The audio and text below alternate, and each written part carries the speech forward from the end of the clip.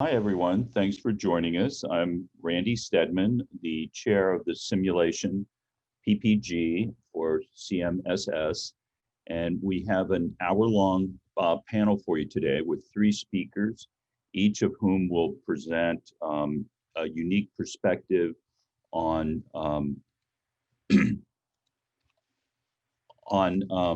procedural skills in the digital age, focusing on remote learning of procedural skills. I'll go ahead and introduce all three speakers now so that we won't interrupt the flow. The first speaker will be Diane Wayne, who is an endowed professor of medicine at Northwestern University and vice president for human resources. She's received numerous teaching awards and has accomplished and published a significant volume of simulation-based research that has shown that high quality education improves clinical skills, reduces complications, and lowers costs. Our second speaker will be Samsun Lampotang from the University of Florida. He also holds an endowed professorship of anesthesiology, director of the Center for Safety, Simulation, and Advanced Learning Technologies. He holds 40 US issued patents, is the recipient of several dozen external as well as internal grants, and has published over 75 peer-reviewed publications. He's the co-inventor of the Human Patient Simulator, the web-based virtual anesthesia machine, and modular mixed reality simulators for procedural training, which is what he's going to be illustrating today during our second talk. Our third speaker will be Rajesh Jha, who is the CEO of Sim Insights, a California-based software company that he founded in 2009. He will focus on virtual and augmented reality training software, and he'll show some illustrations for healthcare, manufacturing, and higher education. He's received grants from NIH, NSF, and the US Department of Education. And prior to Sim Insights, he worked as an engineer and modeler for Fortune 500 companies. So with that, we will start, and our first presenter will be Diane Wayne. And Diane, let me just stop sharing. Good. Thanks, Diane. Morning, everyone. It's a real pleasure to be here today from blustery Chicago. And I want to kick things off. We're talking about procedural-based education in the digital age.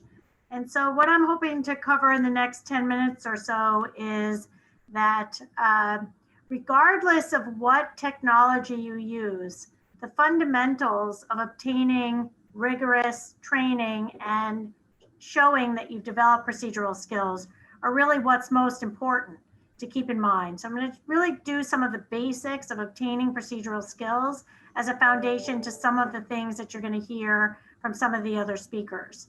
So as the other slide, I have no disclosures, and I have two objectives today that I think will be illustrated. The first is to review advantages of simulation-based education and mastery learning for teaching procedural skills. And then the second is I'd like to say why putting so much emphasis on how we teach and train before we actually do the skills is so important, because that's how you develop skills to such a high level that they will translate into improved patient outcomes. Next slide, please. So first, what I'm going to do is just question, how well does our current education system work? So right now, across all of our institutions, we use clinical experience as a proxy of skill.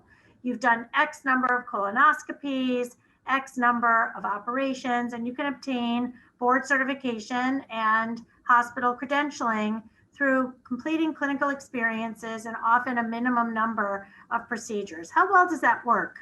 Well, if you just look at these two studies, I think we could raise some questions about how well that system works.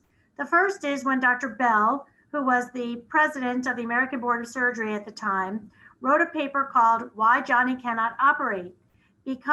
And when looking at the case logs of graduating surgery residents, they found such a wide variation in how many procedures had been done, including many graduating residents who had done none of important clinical procedures. And he called it an urgent crisis. The second paper was published recently in the New England Journal. They looked at practicing bariatric surgeons, asked them to send in their best video example of their surgical technique. And when looked at from a blinded rater, they found a very large variation in technical skill, and that how well you did on these procedures correlated with complications and patient outcomes. So our current system is leading to a varied skill acquisition and retention. Next slide. And we probably need to realize that all education is not the same. Medical education today is largely unchanged from Dr. Osler's time.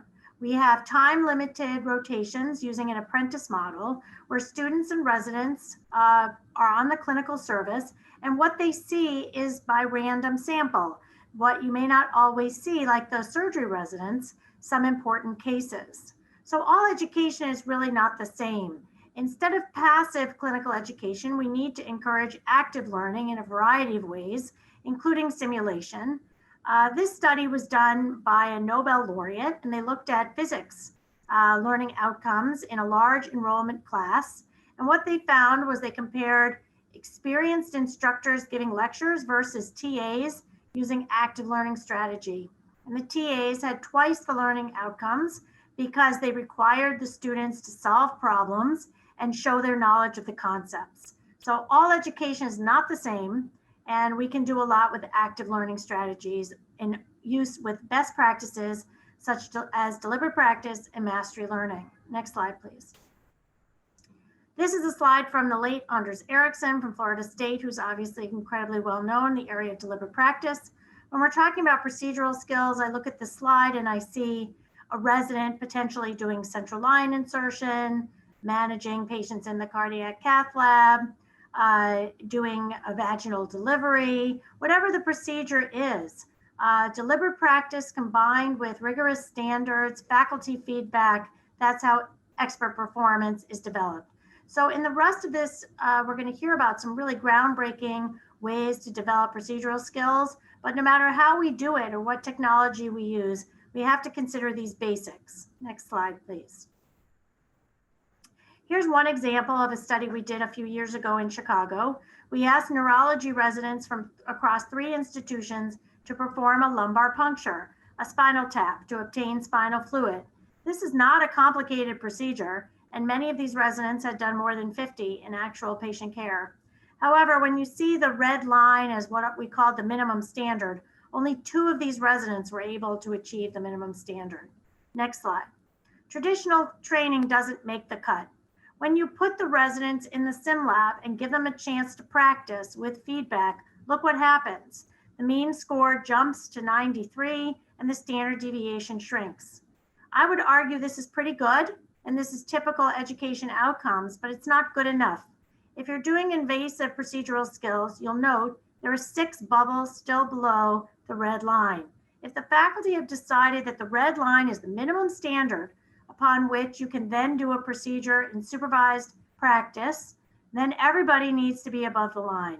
So in a mastery model, next slide, we take those 6 individuals and give them additional practice until everybody meets the minimum standard in the sim lab, and then they are allowed to do the lumbar puncture, the spinal tap on an actual patient under supervision.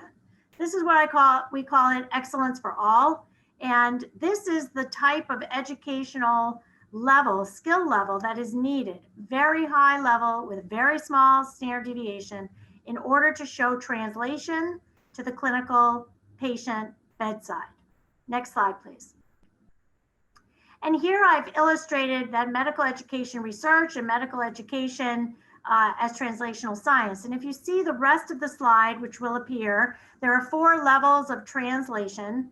T1 is the simulation lab or classroom. That was the physics lab. That was the LP, clinical skills improving in the sim lab, T1. When you boost skills to really high levels, you can show translational science outcomes from education at the clinic and the bedside that benefit patients, individuals, and public health by improving patient outcomes and reducing costs. Next slide, please. So there is a way where education best practices can be used to improve patient care. And we've produced a chain of evidence showing that these educational outcomes translate to the clinical service. I think just taking a minute to look at this picture explains why. Imagine if you are the resident shown on the left. You need to learn how to insert a central venous catheter in a critically ill ICU patient. The traditional clinical way is to learn at the bedside. Remember, at the bedside, the patient is the center of attention, not the education of the resident. The patient, for good reasons. The patient needs a central line urgently for blood. The resident has to learn how to do it. Now contrast that to this invasive procedure being taught in the sim lab. The resident on the left and the faculty member on the right. They are using the same kits from the hospital, the same gown and glove, and this is a simulation. There is no patient here. So the focus is on the learner. This is education best practice, deliberate practice, mastery learning in order to develop high-level procedural skills which translate into better patient outcomes. Next slide. At Northwestern, we've spent the last 10 years working on this approach across multiple departments. There are many, many other examples of excellent simulation-based research that has translated into patient outcomes. Due to time, I'm just going to mention a few. I would highlight the work of Tim Draycott in the UK and his obstetrical outcomes, but there are many, many people who have done excellent work. But what this slide really shows is that through use of education best practices, you can teach procedural skills in a simulated setting that then translate into improved patient outcomes. And this could be improved adherence to ACLS protocols, reduced central line bloodstream infections in the ICU, reduced length of stay, reduced use of blood products, reduced complications, reduced perinatal maternal complications, reduced length of stay in the surgical areas, reduced radiation exposure for staff and nurses in the cath lab, reduced driveline site infections after VAD placements, and reduce of PIC and midline catheters after ultrasound guided IV training. So there's a lot of different populations who've benefited, including physicians, nurses, and patients who have benefited from use of these education rigorous best practices to improve patient care outcomes. Importantly, this also shows return on investment in several areas, surgical, medicine, by the cost of the intervention being dramatically overshadowed by downstream cost savings due to reduced length of stay or reduced complications. Next slide. So what I've tried to cover here today is that the core of procedural training in the future is really back to the basics, and that whatever models we use for procedural training, we have to remember that the outcomes in the sim lab should be flexible, competency-based, not time-based, allow people to have extra time to develop the skills, and that when they're the focus of attention, use rigorous education best practices shown to improve patient care. I've given some examples with simulation, including mastery learning and deliberate practice. And then you must have confidence that graduates are ready to enter the next phase of training, given the articles that I quoted early on. And if you need another picture to convince you that this is important, here is a surgeon heading into the OR with a patient, a COVID positive patient about to have surgery. And here is the nurse checking the procedural skills of doffing and donning PPE, making sure that we've got it right before we expose our precious healthcare workers to this pandemic. So practice makes perfect. Doing the practice right is the secret. I'm going to turn it over to the rest of the panelists. Thank you for the opportunity to participate, and I'm happy to answer any questions at the end. Thanks. Great, thanks, Diane. Sim Lampotang is next. Sim, take it away.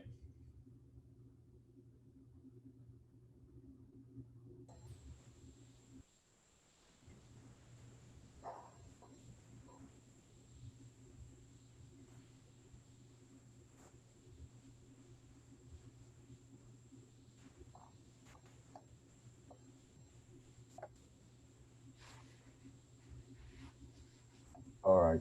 Can you hear me? We can hear you and we see your slides. If you All want to right. go to, I'll yeah, go from slideshow. into slideshow. Yeah. Is that still working, or do I need to flip my display? uh, Flip your displays. Okay. Is that better? Perfect. All right. Thank you. Uh, all right. So I will actually follow what Diane just said. So thank you for having me here. Um, I have a quick disclosure to make. Some of the technology that I will talk about today is I'm an inventor on some of that, but I'm using it more as an example. We have a large team of people who actually teach procedures on the team. And one of our recent additions is a simulation fellow who joined us for a year, but he's from Turkey. And tomorrow he'll actually be trying a remote session in Turkey from Gainesville. Um, the, the generally for procedural training on simulators during pandemics, we sort of think there are four ways, and there are more, but we thought of four main ways to do it. The obvious one is to have the instructor and trainee 6 feet apart wearing masks, but we won't talk a lot about that today. And the other three are the instructors and trainees are not physically together. They are communicating via online collaboration tools like Zoom. The third type is really there's no instructor, so there's no risk of infection because the trainee is learning by self-study and self-debriefing by an integrated tutor, and we'll go a little bit into that. And then the last one is hybrid. So you have one or more trainees self-studying, self-debriefing on an integrated tutor, each one on one simulator, and they are helped as needed by one instructor or more. So that's a hybrid version. So why do we not going to talk much about the trainee and instructor 6 feet apart? For those of you who play tennis, you know you don't play at midcourt because you're neither at the baseline nor at the net. And so the analogy is when the trainee and instructor are 6 feet apart, you still have all the logistical challenges of assembling at the same location and at the same time. The instructor, the trainee, the simulator, possibly a simulator technician, and scheduling and reserving the room. So all these challenges still exist, but you have lost the elbow to elbow procedural training that occurs. The visual acuity may not be as good because the instructor is 6 feet away. And if the instructor is a senior person like me, being 6 feet away doesn't help. And it may even diminish the oral acuity. And importantly, when I'm standing next to a trainee, I can share their visual perspective. But when I'm 6 feet away, and if I've lost the visual acuity, that may be harder. So we started our project by deconstructing traditional procedural training. And what are the core elements? So you have two-way verbal communication, visual observation, eye contact. The instructor observes and grades the performance. The trainee asks questions or for help. And the instructor responds, coaches, and demonstrates. And then on a structured basis, when we do procedural training, we first, for a novice, we start with terminology and basic techniques. Then we go to the anatomy relevant to the procedure. Then we go to the imaging diagnostic skills in a stepwise fashion. And then if they've mastered the imaging part, we go to interventional, which is needling or interventional tool manipulation. And then finally, you bring everything together. So at a very high level, that's what a procedural training session is. And this diagram tries to show that in an abstract fashion. So you have the instructor is on the right, the trainee is on the left. There's a simulator. It's shown here as if it's a laptop, but this could be also a piece of plastic, just like the Simulab central alignment. So there is manual correction that occurs by the instructor to the trainee, and obviously there's verbal, there is some element of body language, and there's gesturing and pointing. The manual correction is something we do, like if the trainee is not holding the probe or the needle correctly, then we would go and we would maybe hold their hand or show them how to do that. So reconstructing the procedural training remotely, we actually, for our system we've put together, we've used Zoom because it's a cloud-based collaboration tool. I'm sure a lot of you now have attended morning lecture with 80 participants or more attending a morning lecture, and videos streaming from all the different attendees. So using Zoom, we were able to essentially, and I don't really have to explain it, you can do the verbal, all the elements that we discussed, you can accomplish via Zoom, except manual correction would be a bit hard, but you can still like paste the instruction. And the way we arrange our Zoom system is there are two, there is a trainee's laptop, and the simulator, like I said, doesn't need to be a laptop. Imagine the simulator on the left side of the screen is a piece of plastic, a Simulab central alignment. But on the trainee's laptop, the trainee sees two windows. One is the instructor, and the instructor is wearing a webcam. That's this band on the instructor's head. And there's also so the webcam on the instructor's head shows the instructor's perspective and shares that with the trainee. And the trainee is also wearing a webcam. And so then what you have is the instructor, you can see the instructor can see what the trainee is seeing, the trainee's perspective, and can also see the trainee. And there'll be some few videos. In the event that the simulator is software controlled, and this is actually important, the instructor can actually control through Zoom what is going on in the software controlled simulator. And that goes towards spacing the instruction, or if the trainee is getting confused with how to work the simulator. So this is just summarize it. So we don't have to reinvent the wheel. Zoom is actually very, very powerful, and I'm sure the other systems like WebEx have the same capability. We just happen to use Zoom. We don't have any shares in Zoom or anything. So, and of course, you can also do train the trainer. We have done that. So I've been working from home, and then somebody else was training a novice, and then I trained the trainer using this arrangement. But there are some training issues that remain salient even with remote training. So one of them is the lack of availability of instructors. You know, if you go to any simulation center, you'll see many procedural simulators lying idle. And at least speaking for my center, it's not because there are not residents who want to learn, but because the instructors are busy with patient care. Sometimes the trainee is not available because they're also busy with patient care or past their 80-hour work rule.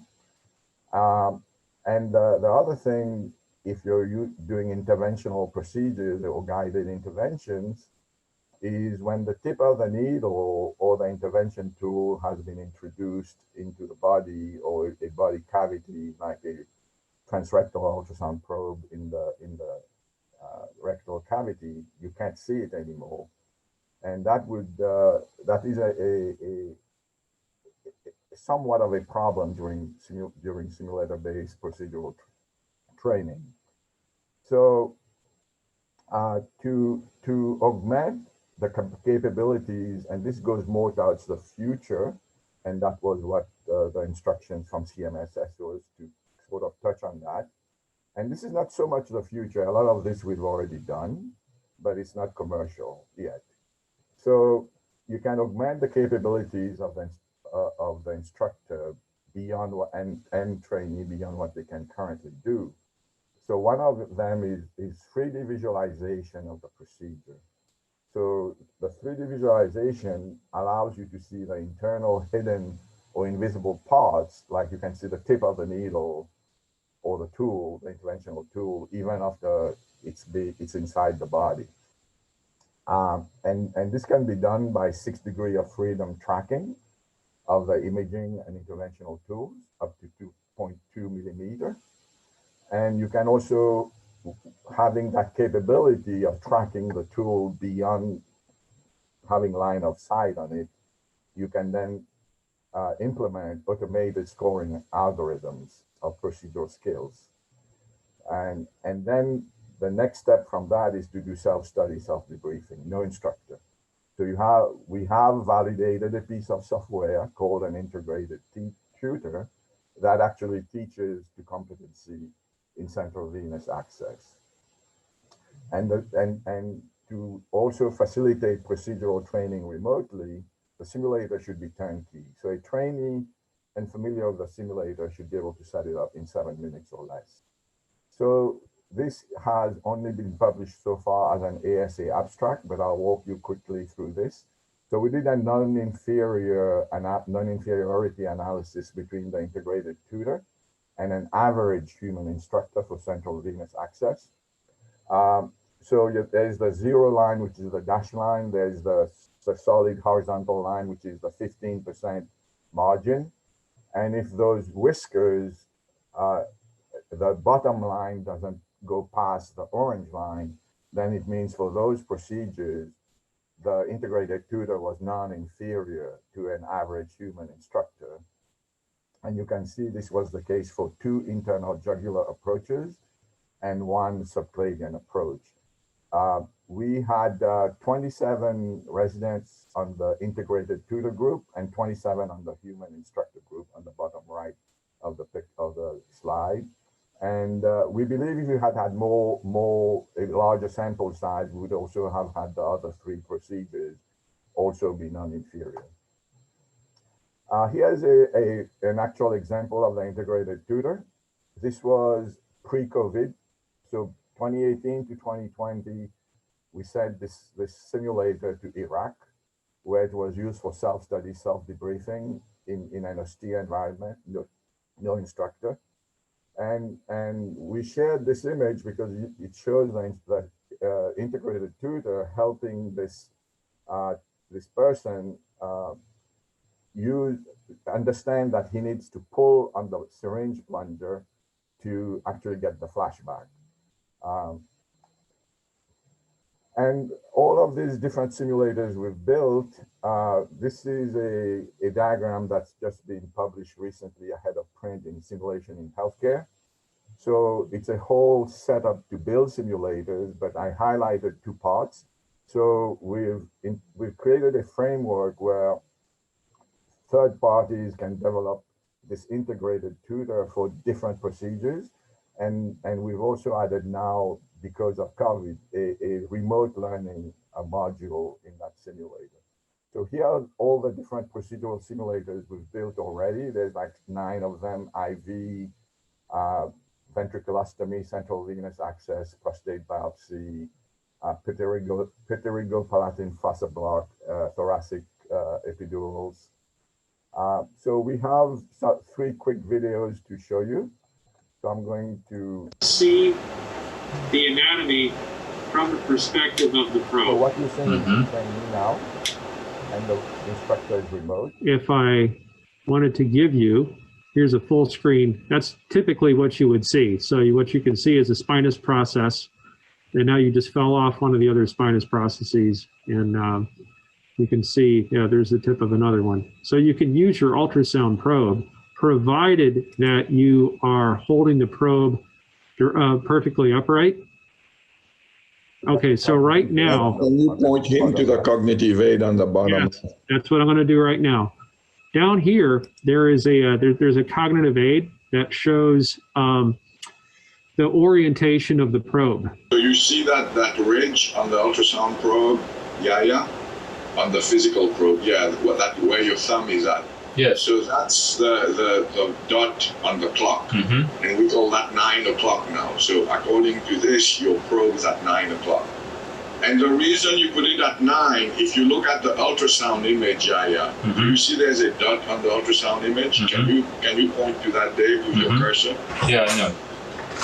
So that dot now corresponds to the dot on your probe, and your probe is at 9 o'clock because the ridge is also to the left.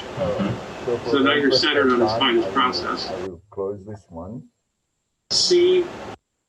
And then the second, because we didn't want to focus on one specific procedure, this one is a accelerated video and there is no audio. So this one is a thoracic paravertebral block. And so the integrated tutor is being used right now. So this is already in the software. So the trainee can do that. And he can see on the small window, the teacher is showing how to mark it up. There you go, right? So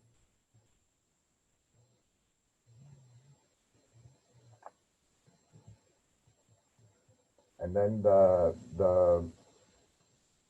he's going to get loss of resistance, and the teacher, the instructor is seeing everything, and again they were in different rooms. And this is the 3D visualization. So the instructor, even though he's not present, he can actually verify through the software that the needle tip didn't go into the spine. Okay, so then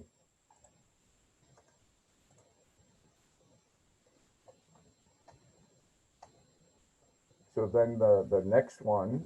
Palpating the zygomatic arch, so the side of the patient's face, you should be able to feel the bone. Quick. Right about there.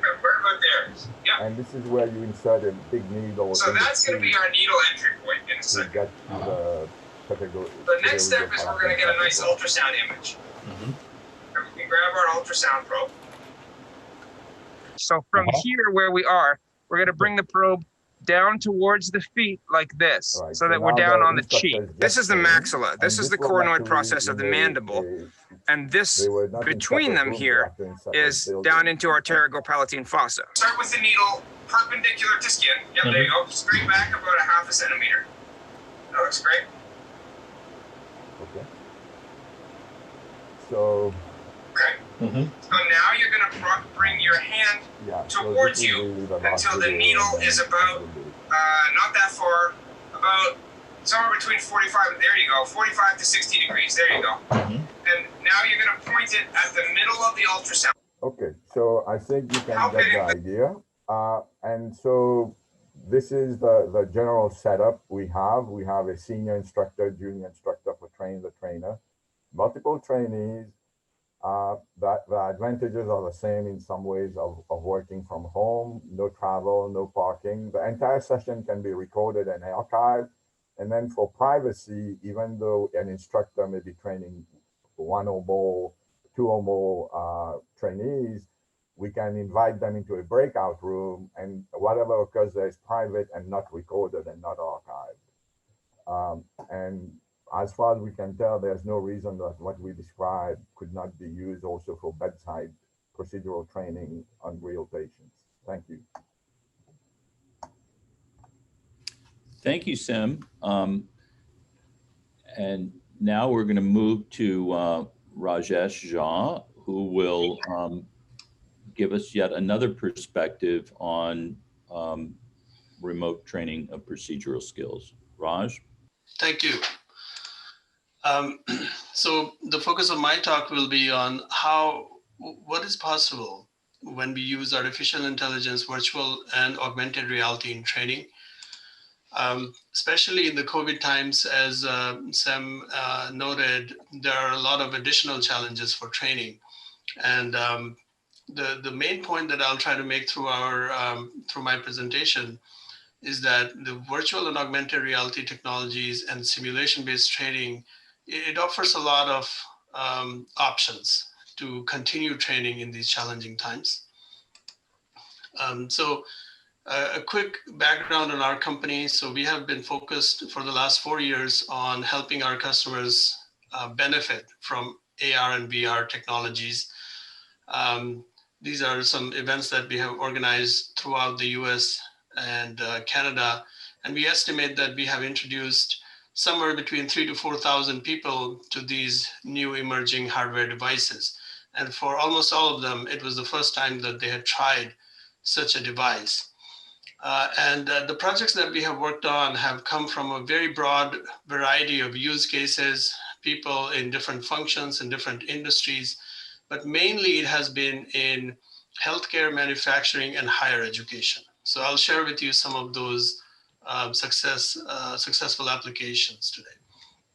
And over the years, we have formed very strong relationships with organizations of different types. So technology companies, Microsoft, Amazon, we are part of NVIDIA's Inception program for AI startups, and several others. Many federal organizations. We also have a current grant from National Science Foundation to develop authoring tools for AR and VR content. Many healthcare and manufacturing organizations we have had the opportunity to work with and help them apply AR and VR technologies, as well as a number of higher education organizations, universities are customers of ours. They're using our simulations in various courses. AR/VR hardware is not a new endeavor. It's been developed over 50 years with lots of R&D investments. But what's unique now is that there are commercially available off-the-shelf hardware devices. And that has created a lot of excitement. So there have been, in recent years, a number of reports by large consulting organizations like Accenture and PricewaterhouseCoopers that have projected a very strong growth in the adoption of these technologies for training specifically, but even other use cases. So from that sort of big picture view, let me now focus in on our company. So we are a software company, and our mission is to help our customers benefit from AR/VR technologies. These are still very new, and customers often need a lot of education, a lot of service, a lot of guidance and coaching, and of course, software tools, which are not widely available. So we are focusing on 3 main use cases. Number 1 is training. So we started doing training 3-4 years ago, initially in virtual reality. And then our customers asked us to give them tools that also work in augmented reality for on-the-job guidance. And in the last couple of years, we have been doing a lot of R&D on quality monitoring. So you're wearing an augmented reality device, you're doing a procedure, and can the device, in addition to guiding you step by step, can it also check what you just did and what is the quality of that and give you feedback so that the mistakes can be caught early? This one is very much in R&D stage, and we are preparing for our first deployment in manufacturing in the first quarter of the next year. So training, guidance, and quality monitoring, these are the specific use cases where we are focusing our software development efforts. And what I will do now is give you a look at some of the recent projects. So these are all pictures from our recent projects. So the first one here is from manufacturing. It's a skills training application where the training was happening on the production line, which was leading to very major problems. The new recruits were quitting very early, within a few days, because the environment was so harsh, loud, and stressful. And also they were wasting a lot of raw materials, which is very inefficient economically. So we were able to move the training away from production line into a separate room, air-conditioned room, quiet, in virtual reality, but matching the fidelity of the actual environment. And that resulted in 50x ROI very short payback period, and super high engagement and enthusiasm from the recruits. So now it's being scaled up at different plants throughout the US. The next one is workforce training. So we have training application which enables young people to learn skills such as how to read a blueprint, how to work in a machine shop, how to measure different types of bar stock, those kinds of skills, and prepare for entry into manufacturing. The third picture is showing augmented reality for step-by-step guidance on assembling a product. And as I mentioned, we are doing a lot of R&D on quality monitoring. So can the cameras in front of these devices use computer vision techniques to detect what objects are present, how they are oriented, and then use that to give quality feedback as the procedure is being done. This bottom right picture is from Michigan Tech. This is an actual lab. They're using our virtual reality simulations currently, but this picture shows a future version where augmented reality will be used to help students visualize fluid flow. Last but not least is a healthcare example where the learning objective is to learn how to have a conversation in this clinical setting. So let me show you a short video clip.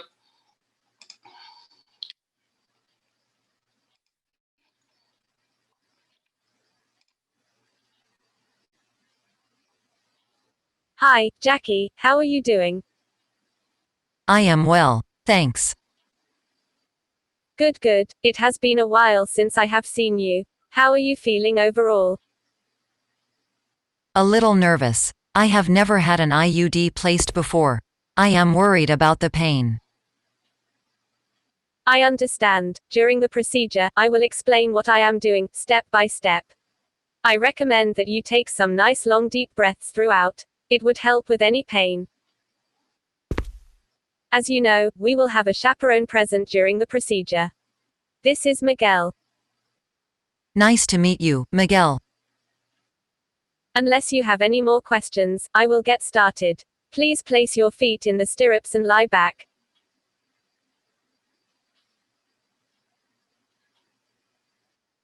Do you help or are you just going to watch? Feels strange having an audience down there. So at this point, you notice the microphone turns green. That's a cue to the student or trainee to speak and practice that conversation skill. In this video, our team member is going to simply type, so you have that option. But the preferred way is to speak into the microphone.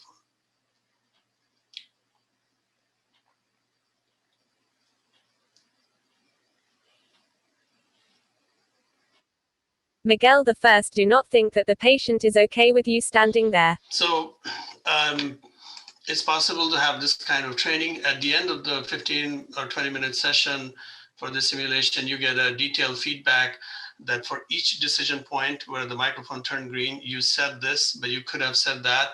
So through that feedback, learning can happen. And now this can happen thanks to artificial intelligence, conversational AI. This kind of training can be delivered in the browser so trainees can learn this skill at their own time.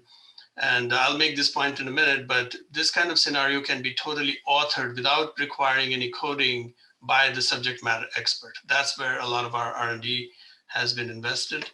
I have a short video clip that will provide an overview of different types of scenarios that can be authored using our software.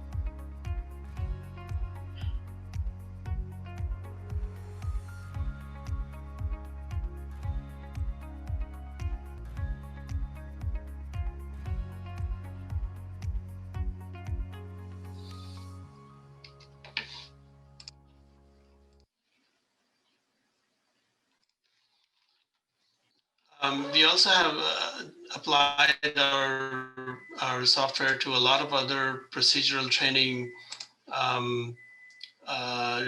opportunities in engineering. So this is a video clip from Wear safety material glasses. testing lab in mechanical and aerospace and civil engineering. So Place the specimen you're into seeing the hole punch. from the point of view of the student, how you are being guided step by step into doing a task.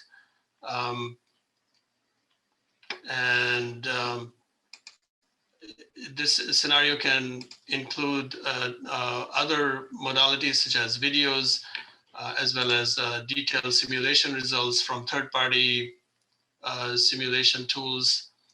Kind of gives you an X-ray vision into what is happening inside the material as it is being tested and broken. And it's possible to embed quizzes right inside of this. And all of this can be authored. So authoring has been a major focus of ours because we saw through working on these different projects that it's very expensive to create such scenarios. I'll show you just a couple more videos of how the software is being used by a company in manufacturing. For example, they are laying out their factory floor. We have a asset repository built in that different 3D models can be dragged and dropped from into a scenario. And this is, people are using the software in unexpected ways. So this is being used in design phase now. Initially, our focus was training, but in COVID times, it's hard to travel. So people are using this to have sales type conversations. So conveyor systems manufacturing company is using this to have quick conversations with their customers. Multiplayer is another functionality that is built into the platform. So we did a project with Alberta Health Services where they use the system to do human factors evaluation of a medication room, where up to 4 nurses could put on VR devices, get inside of a medication room and perform these scripted tasks. And then we could collect a rich data set, which we could then analyze. And by doing things virtually, the feedback about the design of the medication room could be provided about 100 times faster, within minutes, as opposed to in traditional methods where you make foam and cardboard mock-ups. It can take up to 2 months to get feedback on which layout has more congestion issues or access issues. So deviating slightly from the training focus of our presentation, but it's interesting to note what kind of technology exists. And our goal is to make it easy for companies to take advantage of this. So we have a software system that allows companies to reuse existing 3D content, 3D models, lessons, videos, slides, and allow subject matter experts to put together, reuse existing content and add new information about scenarios and dialogue scripts and create a rich, immersive training simulation and then deliver it across these different platforms. And what we have observed is that if you want to create immersive simulation content using a traditional approach of putting together software developers and subject matter experts and 3D artists and instructional designers and so on, it's roughly 10 times, it costs and takes 10 times longer to produce a simulation than if we use a authoring tool that is purpose-built for that, in which case you basically need just the subject matter expert who is able to use a simple application and drag and drop and create the scenario. So this is the promise of authoring tool. These blue bars show the breakdown of the efficiency gained by the different activities involved in creation of a simulation. So to show that point in more detail, I have here a few videos that show how that whole process works. And the example we are using is a child's toy of assembling Duplo blocks. So the step one is to import existing 3D models from SolidWorks or other CAD software. Once it's imported into our system, it turns into an interactive virtual object, which can be accessed from a repository. So we import, geometry, animations, various metadata associated with the CAD model, and it sits in a repository. Here you can see some screenshots. And then the subject matter expert can launch our application Hypermock on the desktop and start creating the scenario for putting these Duplo blocks together. So here the author has selected a pre-built environment of a warehouse from the repository. The Duplo blocks that were imported are here, and additional 3D models and props can be added to the scenario. And we also have some virtual humans in the library that can be dragged and dropped. They have pre-built animations. And after that, there's a task tab which allows the author to script out a step-by-step instruction that will be given to the user. And let me move quickly here to the dialogue part. So earlier you saw the clinical scenario, which involved conversation. So the conversation is authored on this other tab. It's a node-based editing interface, easy to use. So you can script out a turn-by-turn dialogue between the non-player characters and the person. It has functionalities for how long the system should wait before moving on, and branching, narrative, and you can preview anything that you type. Step-by-step instructions. You can also ask me any questions at any time. So after the dialogue and the whole scenario has been authored, it can be saved, and you can preview it right here on the desktop. You can see the microphone is on. These are the instructions that were typed. What are Duplo block made of? And another functionality is question answering. So if the student has some question, they can just ask the system, and system will answer based on the information available within the simulation. What can I connect the green Duplo block to? Red Duplo block. So these two videos show how authoring works, and then you can export it out to virtual reality as well as augmented reality. So I'll show these clips really quickly here. So this is captured from Oculus Quest. I can give you step-by-step instructions. You can also ask me any questions at any time. Let me know when you are ready. Okay, I am ready. And in the interest of time, let me speed up here and go to this video. So this is captured through Microsoft HoloLens, which is one of the augmented reality devices. But our system is cross-platform, so we work on other devices. But what you'll see here is Duplo block assembly in the real world, and feedback will be given using computer vision.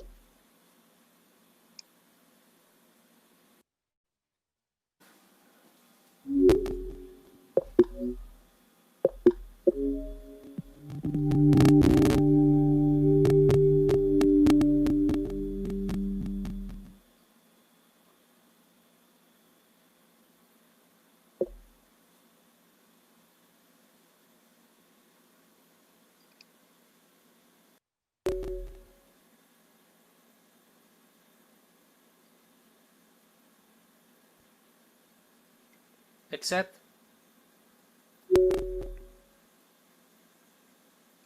So this feedback came from comparing a picture with the reference of what should have been used. The step's been verified.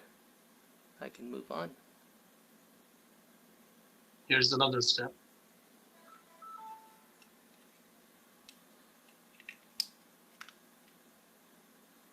Quality check. Take picture.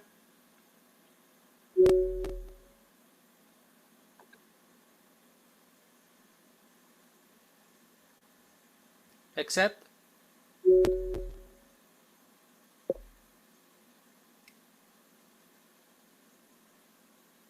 Okay. And with that, I have my complete full assembly. Now let's go back and try one of the error paths by using the wrong blocks. Quality check. Take picture.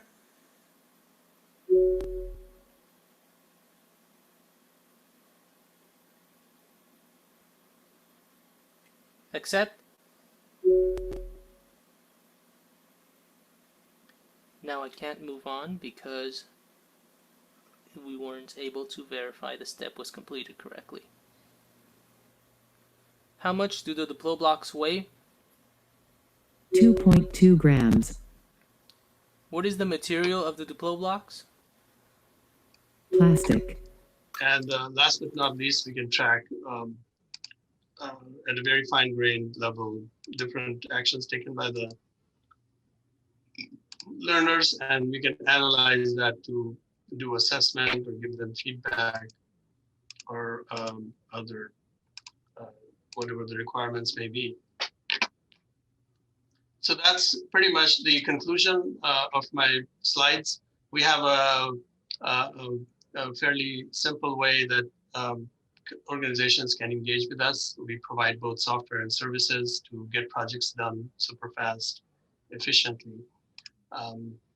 Thank you very much for your attention. Happy to answer any questions. Great, thank you, Raj.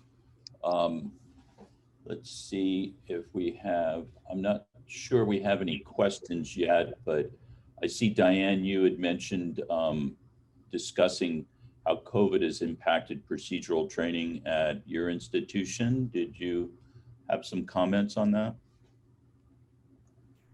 Well, what I was thinking was that, so much of what we've done has been altered or changed, that, how can we learn from, and I'd love to hear the other panelists' opinion, how can we learn from this period of time and think about making our training programs even more robust after this passes? What have we learned from COVID and how can we improve things? Sim, do you want to address that? Yes. Yeah, I actually train people in procedures, specifically prostate biopsy. I actually think this COVID has a silver lining to it because it's forcing us to really do this remote training, and I think this will actually have impact even beyond when COVID is no longer a concern, because the logistics are something we tend to ignore. If somebody is busy in one tower and the resident is in another tower, or worse, in a different campus, then the instructor is not available to help because they have to factor in the travel, the parking. Now, what we did in the last video, the instructor was in one tower, the trainee was in another tower. And you can just, if you have 15 minutes and you want to teach, you can make it happen. It is really, because the other thing COVID has done is has made a lot of people familiar with Zoom and its capability.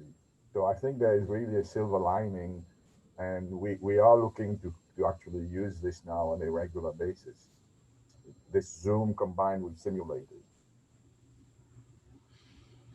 And I know at my institution, the virtual ICU is something that we're incorporating into clinical arenas. And so COVID really helped accelerate that. So here all the ventilator was outside the ICU room. The cameras were turned on.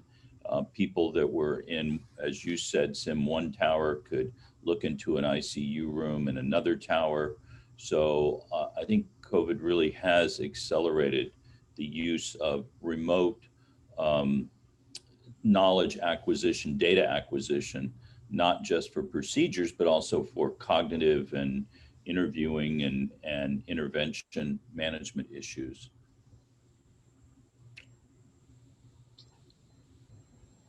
Is any other questions? I'm just looking at the chat from the CMSS staff.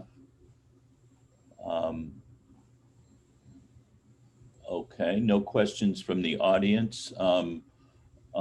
Raj, what do you see as the ideal sort of development time for an author, a content expert authoring a augmented reality procedure? That the procedure takes 5 minutes, but the authoring and the getting it ready for use may take a while. What do you think?